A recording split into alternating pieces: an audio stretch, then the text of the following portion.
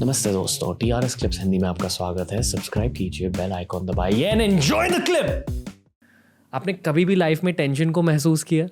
Tension ज़रूर किया है, पर ये नहीं कि बहुत एक्सट्रीम लेवल पे किया है। ओके कि मुझे जब भी टेंशन महसूस होता है तो मेरे पास भजन है आई थिंक। ओके तो वो भजन ऑन होते ही I think within 10-15 minutes वो टेंशन बहुत धीरे धीरे दूर जाने लगता है और दिमाग बैलेंस्ड होने लगता है। और फिर आप अपने आप जो इशू आपको दिक्कत हो रही है उसके लिए आप सोल्यूशन निकाल लेते हैं। ओके। भजन आपके दिमाग के अंदर है या आपके बाहर है? दोनों जगह है। ओके। तो वो अंदर है इसीलिए मुझे बाहर याद आ जाता है चलाना। भजन होता क्या है? भजन मेरे लिए, सबके लिए अपने अपने तरीके हैं। किन्हीं के लिए मंत्र भजन हो सकता है, किसी के लिए सिर्फ भगवान का नाम भजन हो सकता है, किसी के लिए विद म्यूज़िक विद ट्रैक आप अच्छे से भजन सुन सकते हैं। पर क्योंकि मैं गाती हूँ, चाहे वो मोटिवेशनल सेशन है, स्पिरिचुअल या कथाएं हैं, तो भजन एक बहुत इम्पॉर्टेंट पार्ट है मेरे सेशन का। ओके तो इसीलिए मेरे लिए वो हर चीज़ है। लाइक म्यूज़िक भी है, उसमें संगीत जुड़ा है, मंत्र जुड़े हैं, भगवान का नाम भी जुड़ा है। तो आई थिंक तीनों चीज़ एक साथ मिलके वो एक बड़ा ही पैकेज बन जाता है मेरे लिए। इस ऑरा के बारे में बताइए, आपकी ऑरा ऐसी क्यों है?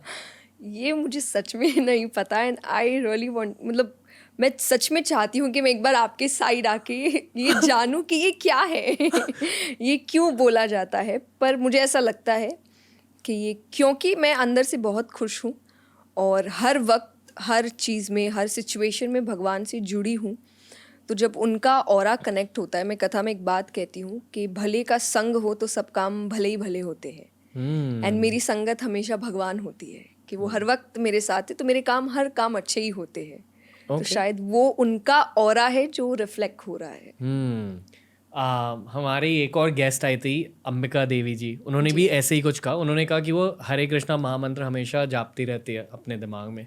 तो क्या आप भी कोई मंत्र जाप करते हो या कुछ विजुअलाइजेशन करते हो हमेशा? नहीं, पर जैसा एग्जैक्टली सत्संग वो हर वक्त मेरे दिमाग में चलता रहता है। अगर मैं थोड़ा भी फ्री बैठी हूँ और मैं कुछ गुनगुना रही हूँ तो कई बार मुझे ऐसा लगता है कि आज के टाइम पे आप जब भजन भी गाते हैं तो कई ऐसे जो फिल्मी धुन है उन पर भजन बने हैं। कई ऐसे होते हैं जो जिससे अच्छे गाने हैं तो उस पर ही लिखे जाते हैं भजन। ओके। तो मुझे ऐसी आदत हो गई कि अब मुझे शायद गाने ही याद नहीं रहते। कितनी बार उन्हीं पे जो भजन है वही मुझे याद आता है। तो अगर आप मुझे सामने कोई गाना भी चला दोगे मैं आपको भजन सुना दूंगी उसका।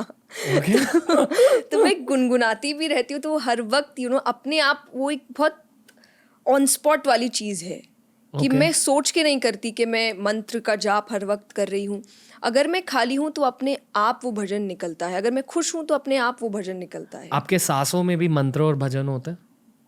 I hope so, but I don't know कि मैंने वो चीज़ इतनी रियलाइज़ की है कि नहीं, कि वो है कि नहीं। पर मुझे लगता है शायद इसीलिए मैंने जो कहा, मैं एक्सट्रीम लेवल के टेंशन स्ट्रेस से हमेशा आज तक दूर रही हूँ। कहते हैं कि ये एक मंत्र का टारगेट होता है कि आपकी ब्रेथ का एक पार्ट बन जाए। ये मैं कोशिश कर रहा हूँ इनफैक्ट हरे कृष्णा महामंत्र को लेके। पर इतने सारे सवाल है। मैं आपको एक बहुत बेसिक सवाल पूछूंगा। संगीत होता क्या है? What is music? ये मैं आपको एक एवोल्यूशन के पर्सपेक्टिव से भी पूछ रहा हूँ कि म्यूज़िक की शुरुआत क्यों हुई, कैसे हुई, और म्यूज़िक आपके रियलिटी को बदलता कैसे है।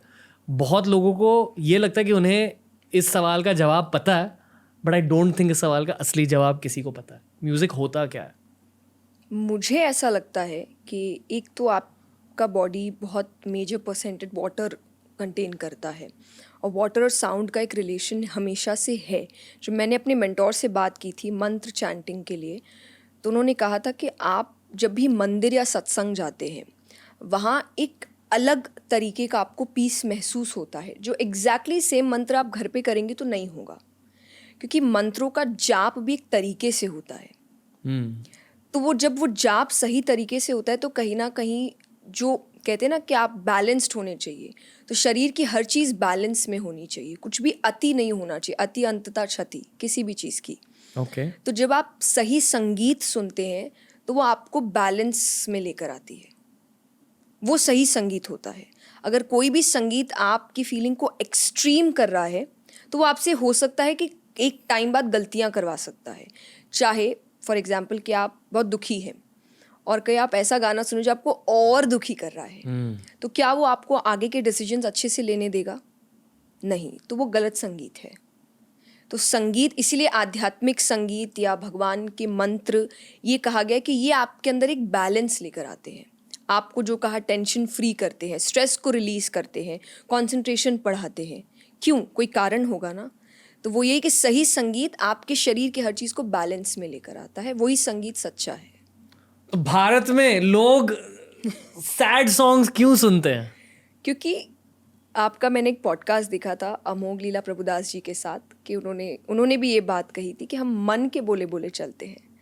आप सैड है तो अब आपको, और मुझे समझ में नहीं आता, व्यक्ति को दुखी रहना पता नहीं अच्छा लगता है क्यों? वो व्यक्ति ही बता सकता है, बट उसको बहुत खुशी मिलती है शायद इस चीज़ में कि वो लिटरली अपने टेंशन को एक बच्चे की तरह पालता है।